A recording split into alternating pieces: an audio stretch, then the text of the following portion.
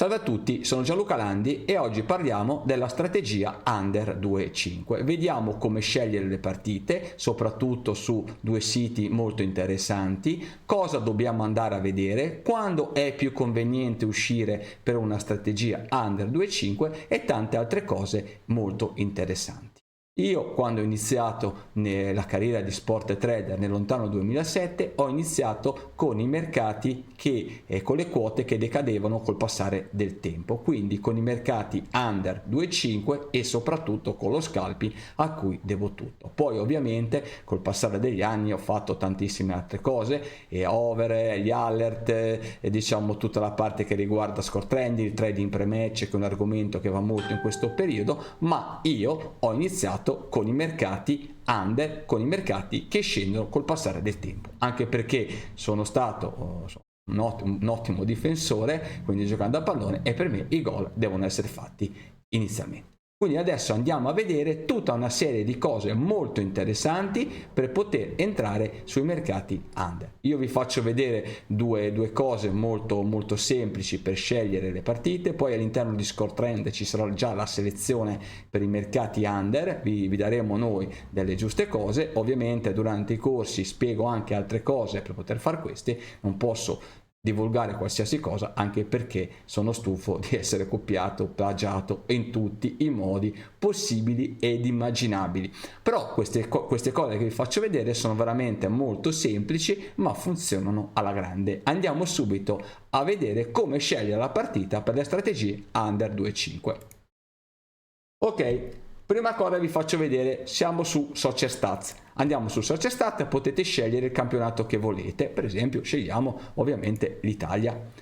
Siete sull'Italia e andate qua a scegliere mercati over under, quindi vi dà dall'inizio dell'anno le percentuali per le varie squadre. Ovviamente vi consiglio sempre di scegliere di andare a vedere le statistiche home per la squadra che gioca in casa e away per la squadra che gioca in trasferta. Siamo qui sopra e vi consiglio di andare a prendere, vedete qui vi dà gli over 2.5, quindi dovete ragionare al contrario, dovete andare a scegliere quella con la percentuale più bassa. Io vi suggerisco sotto il 50, addirittura meglio ancora sotto il 40%. Quindi quando gioca una squadra in casa e in trasferta, prendete la squadra che gioca in casa.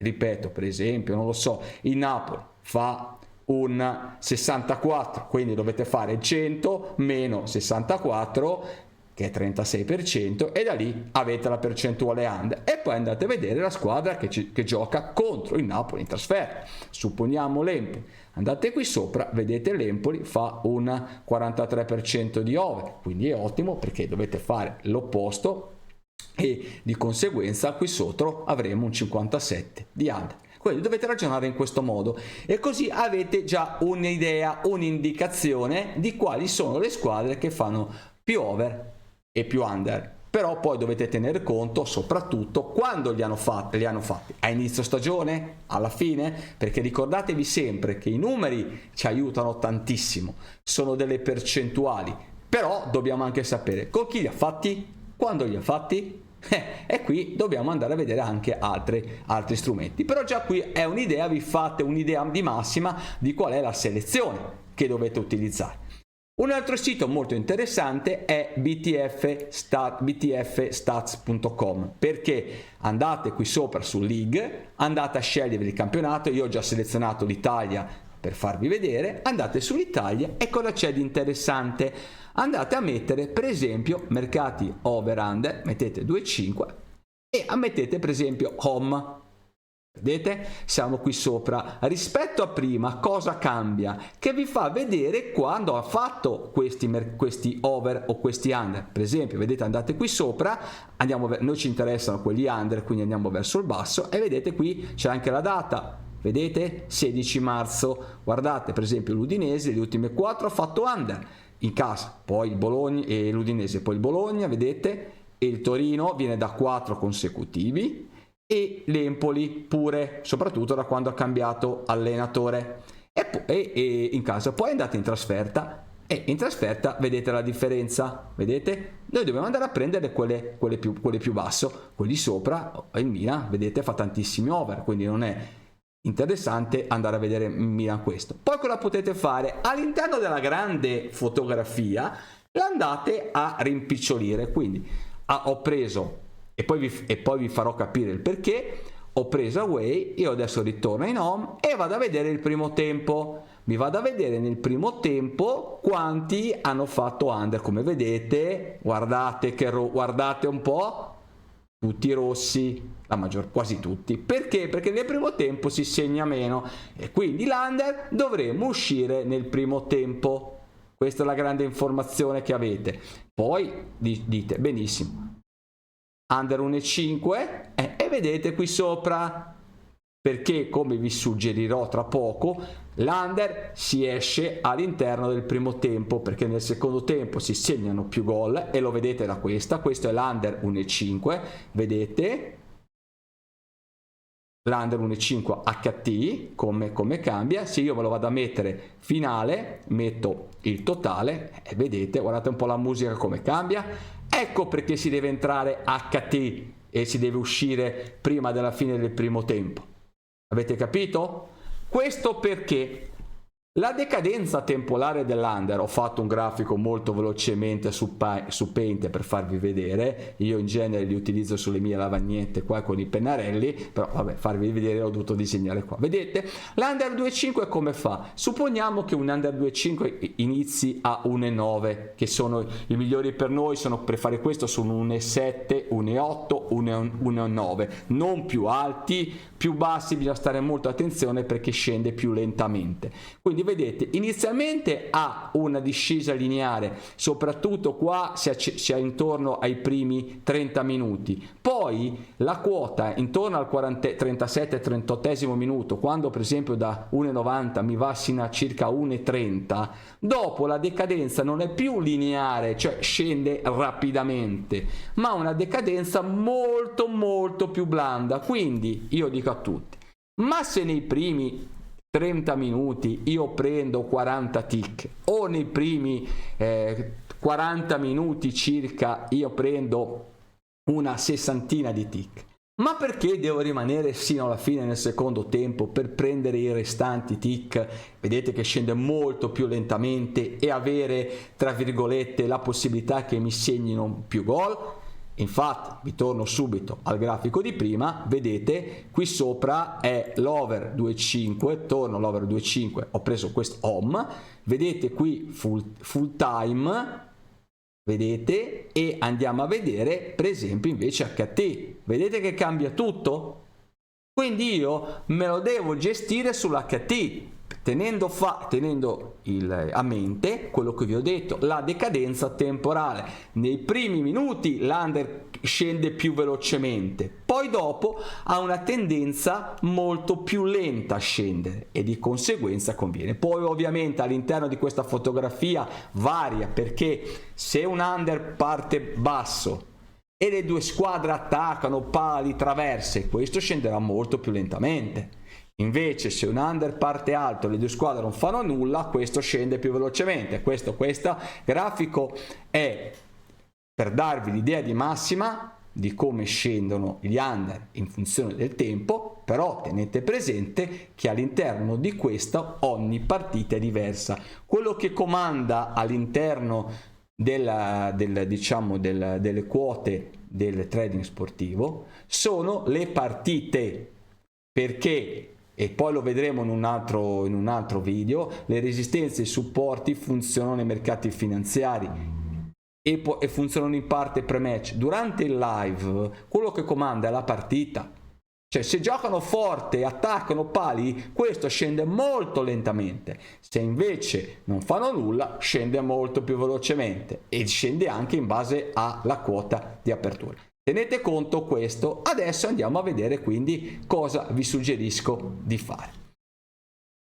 Altra cosa da andare a vedere, io adesso mi porto sulla giornata di sabato 30. Altra cosa da andare a vedere, che consiglio prima di entrare. Vedete per esempio, queste sono le partite, questo è il mio sito Score Trend, andare a vedere il mercato under over, qual è la partenza e se la quota è salita o scesa. Per esempio Genoa Frosinone, a parte mancano ancora molti giorni prima di iniziare la partita, vedete che il mercato dell'over 2,5, l'under è sceso un pochettino di più, però ripeto, sono ancora tanti giorni. Anche questo vedete che un po' sta scendendo l'under, e la Juve Lazio, guardate, è partito da 2, non più 2,5, vedete, ed è stabile. Quindi in questa partita si pensa che ci siano meno gol. Quindi voi cosa dovete andare a vedere? Dovete andare a vedere, come ho detto, scegliervi le squadre, le percentuali, andare a vedere soprattutto gli ultimi eventi, poi andare a vedere il pannello quote, come il mercato è sceso soprattutto a ridosso dalla partita,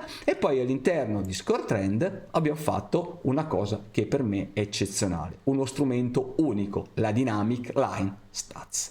Cliccate sulla Dynamic Line Stats, metto Serie A e vedete, clicco Load More e vado a mettere Change View, vado a vedere il nome delle partite. Vedete che all'interno della fotografia la Lazio in casa, la Juventus, vedo che qui sopra, vedete, la Lazio ultimamente nei primi tempi fa pochissimo e subisce poco, la Juventus segna soprattutto vedete più sul finale, vedete? E questa è la Juventus, il comportamento. Poi andiamo a prendere per esempio un'altra squadra, Torino-Monza, ecco quella che vi ho fatto vedere, vi ho detto prima. Guardate il Torino-Monza, clicco Load more, così me le carica tutte. Queste sono le partite di quest'anno. Vedete qua il Torino in casa nelle ultime partite, guardate che non ha segnato. Il Monza è una squadra tosta, vedete, ha fatto 2 gol col Genoa e poi ultimamente non aveva segnato tantissimo. Ecco, questa partita si può tenere molto sotto controllo, però cosa uno può fare? Inizia a fare trading pre-match puntando l'under e inizio della partita, e poi si va a vedere soprattutto il Monza come entra in campo, in base a quello si gestisce. Quindi io cosa suggerisco di fare? Entrare sull'under 2,5 di una determinata partita, per esempio o a inizio partita o passato un paio di minuti, entrare e vedere cosa succede nei primi 20-30 minuti. Da lì incominciare a uscire 25-30 minuto e non rimanere mai più là del 35-36, massimo 40 minuti. Vedete, guardate poi il Monza qua, vedete, dal 36 guardate che segna, poi sì, ha segnato qualche gol prima, però vedete quando soprattutto questa è la fascia in cui in trasferta segna e subisce di più. Poi in trasferta il Monza ha segnato solamente un gol col Frosinone, vabbè, una squadra che gioca larga, e poi nell'ultima partita col Genoa. Poi sino a passare al 36esimo minuto non aveva fatto gol. È vero che ne aveva subiti qualcuno, comunque pochi, invece il Torino, vedete, guardate, in casa nel primo tempo ha fatto solamente 3 gol e ne ha subito 1. Quindi la Dynamic Line vi fa vedere all'interno della fotografia della partita dove è più conveniente entrare o uscire sugli under, mai portarli sino alla fine, perché guardate il Monza nel secondo tempo come segna molto di più e anche il Torino comincia a segnare. Andiamo a prendere altre partite. Napoli-Atalanta, Dynamic Line, scelgo il campionato, faccio Load More, così le carico tutte, e vedete qui sopra il Napoli comunque in casa fa e subisce pochi gol, guardate nelle ultime partite. L'Atalanta è un pochettino diversa come cosa, però dobbiamo tenere a conto che gioca l'Atalanta con Napoli, che sono due squadre di fascia, insomma, fascia importante. Vedete il Napoli con l'Atalanta. Ecco, questo è quello che voi dovete andare a vedere per gestire gli under. Quindi gli under non si portano mai l'under 2,5 sino alla fine, non ha proprio senso. Vedete anche qui il Napoli nel primo tempo, guardate nel secondo, non si portano mai sino alla fine. Dovete uscire o con tutto lo stake o gestirvi lo stake all'interno del primo tempo, e soprattutto andare a vedere quando le squadre fanno più gol. Poi ovviamente all'interno della partita vi potete andare a vedere come giocano. Per esempio vedete noi con il mio il mio score trend, e io vado qui sopra e cosa faccio? Vedete, nella prima parte della partita, prendiamo esempio questa per vedere come la dovete fare. Vedete che le barre sono limitate, non succede poco. Poi qua vedete che cominciano ad arrivare questi barroni e cominciano ad arrivare i tiri. Ecco, in questa zona io suggerirei di uscire sull'under, e guardate, il gol è stato fatto qua. Questo dovete fare. Presiamo un'altra partita, questa è un'amichevole. Vedete, questa è molto molto calma. Sono tra due squadre che però segnano tantissimo. Ecco, supponiamo, lasciamo stare questi due nomi, che il Bodo e il Molde, insomma chi li conosce sa cosa fanno. Ecco, quando qui si comincia a vedere delle belle barre, incominciare a uscire. Perché? Perché la partita sta incominciando a diventare molto più mostra, a giocare più contropiede, e conviene uscire. Questa invece sarebbe la partita ideale per fare gli under. Vedete, non succede niente, pochissima mossa, ottima, lasciando stare che è un'amichevole e lasciando stare il nome delle squadre, che qui sopra suggerirei di non farci mai un under su queste squadre, ok? Vabbè, perché lo sapete, perché il Bodo segna tantissimo e il Molde pure. Ecco, questa c'è il grafico nel campionato secondario, questa è il Ghana Divisione 2, e quindi dovete gestire le partite così. Quindi se per esempio adesso vi prendo una giornata per esempio di ieri, per farvi vedere qualche grafico, per farvi capire cosa dovete fare. Quindi siamo qua, scusate, ecco, vedete, qui sopra è il primo tempo, ecco qua, voi state qui dentro tranquillamente. Quando vedete queste barroni, ecco qui, io suggerisco di incominciare ad uscire.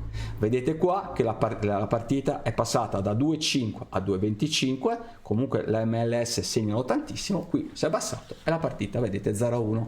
Quindi dovete andare a vedere cosa vi ho detto, i tabellini di quei due siti, andare a vedere, io suggerisco la dinamica line strategy all'interno di score trend, e vedere il pannello quote per rendervi conto se è un mercato con un over in salita o un over in discesa. Andiamo a vedere Los Angeles, visto che sono 5 gol, vedete qui sopra, e adesso i gol non me li fa vedere, aspettate un attimo. Ok, dobbiamo aggiustare i palloni perché stiamo facendo dei lavori sul server. Comunque qui sopra vedete è una partita che hanno fatto 5 gol. Quando incominciate a vedere le barre, a parte che questa non era la partita diciamo Los Angeles da fare, comunque quando vedete le barre è qui che dovete incominciare tra virgolette a uscire. Il campionato spagnolo segnano poco, segnano molto poco. Questi in teoria sarebbero i mercati ottimali, però qui siccome gli under partono bassissimi e questi è complicatissimo fare. Però vedete anche qui, sino qua partita calma, quando cominciate a vedere i tiri e le barre è lì inconviene uscire. Vedete, questa partita ha fatto gol abbastanza presto, poi è rimasta ferma. Ecco, se voi siete sul mercato under 2,5 e vi fanno un gol nel primo tempo, quindi supponiamo un under 2,5 vi parte da 1,80, fanno un gol nel primo tempo, alla fine del primo tempo il mercato under 2,5 ritorna più o meno alla quota di partenza. Se la quota under 2,5 era 1,80, alla fine del primo tempo con un gol torna più o meno intorno a quota 1,80. Ok? Questa è una cosa molto importante da sapere. E vedete che poi i gol sono arrivati nel secondo tempo. Quindi andate a vedere, come vi ho detto, Social Stat perché vi dà questa tabella iniziale che vi serve molto, BTF Stats perché vi dà queste indicazioni e vi rendete conto visivamente cosa dovete fare. Ricordatevi il grafico e poi suggerisco la dynamic line, il pannello quote, la dynamic line e poi live vedere il grafico a barre per rendervi conto come e quando vi conviene uscire, e sempre comunque il primo tempo perché i gol vengono segnati di più nel secondo tempo. Quindi questa è come fare la strategia under 2,5, come scegliere le partite e come portarvele poi sino alla fine. Per le strategie under ci vuole un pochettino di esperienza, capire anche i nomi delle squadre e poi soprattutto cercare di vederla e gestire la strategia live.